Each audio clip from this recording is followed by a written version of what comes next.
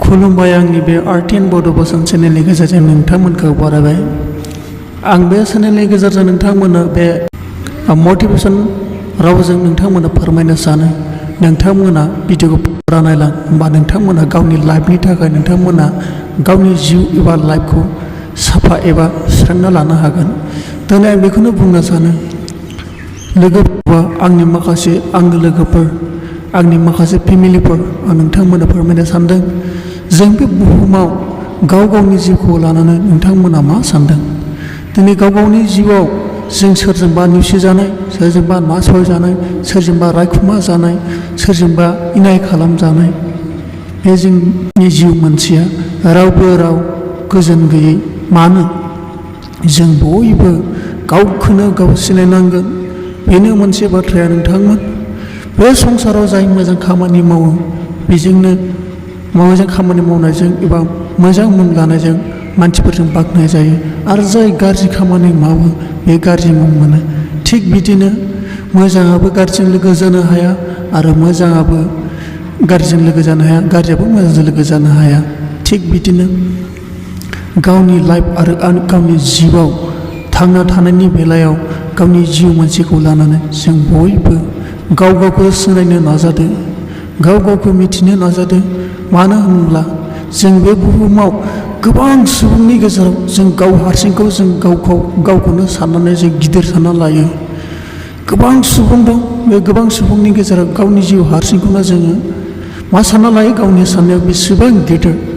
नाथाय गावनि जिउआ मानसि बुरजाखौ नायनानै गावनि जिउखौ साननो थाङोबा खिन्थु थास' बिलाइनि दै थुबथिंगासेल'।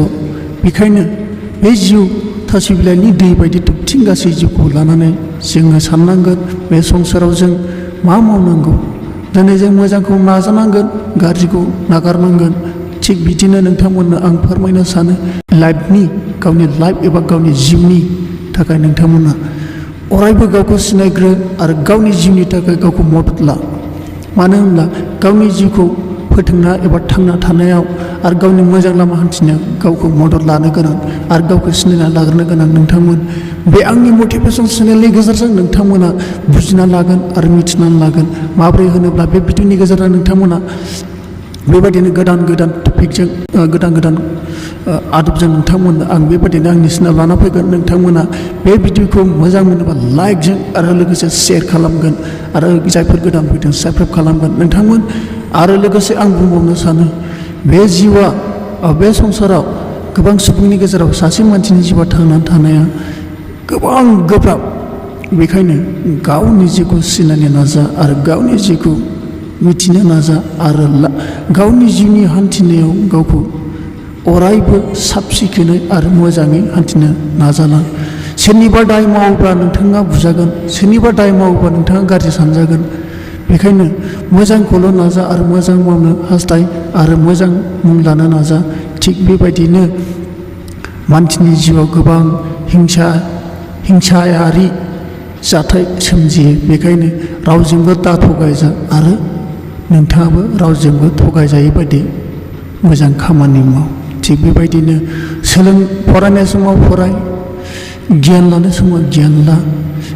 थिग बेबायदिनो गावनि लाइफआव मोजां गाज्रिखौ सिनायनो आरो मोजां गाज्रि बाथ्राखौ मिथिनो नोंथाङा मानसिनि बुंनाय रावाव नोंथाङा गावखौ सिनायनांगोन। बे बिथाङा मोजां बुंदोंना गाज्रि बुंदों बेखौ नोंथाङा मोजां बुंदोंब्ला मोजां रावखौ नोंथाङा गोरबो गोसोआव सोनानै ला आरो गाज्रि रावखौ बुंदोंब्ला खोमा फारसे खोनासंना खोमा फारसे नागारलां। थिग बेबायदिनो मानसिया गावखौ एबा मानसिनि बुंनाय रावखौ बासिनो नोंथांनि गोसो एबा नोंथांनि गोरबोआवसो दङ। नाथाय बयनिबो राव बुंनायखौ नोंथाङा खोनासंनानै गावखौ मालायनि बुंनायजों नोंथाङा दैनि सायाव नाव बादि मालाबा दा गोजाव। थिग बेबायदिनो गावनि जिउनि लाइफआव अरायबो साननो गोनाङा नोंथांमोननि गोसो गोरबोआवसो दं। थिग आंनि बे मटिभेशन चेनेलनि गेजेरजों नोंथांमोनखौ बरायबाय। Thank you for वाचिं।